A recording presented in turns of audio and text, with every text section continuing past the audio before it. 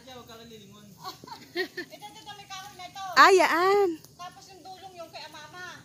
Tapos yung likod na yung sa pinakapuwit, yung kay na Kuya Pisyo, sa kay Kuya Domi yata. Yun ang alam ko. So yan guys, yan daw yung lupa na tinihan ni nanay at tatay. Mga 35 to 40 years ago. Tagal. My goodness.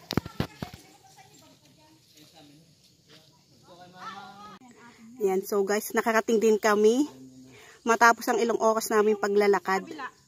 Nakarating kami kung saan ang aming destinasyon. Eto na. Ito daw yung punong malaki na yan. Diyan daw yung mismong lupa. Kung saan tumira ang aking nanay at tatay. Tsaka yan sila ate.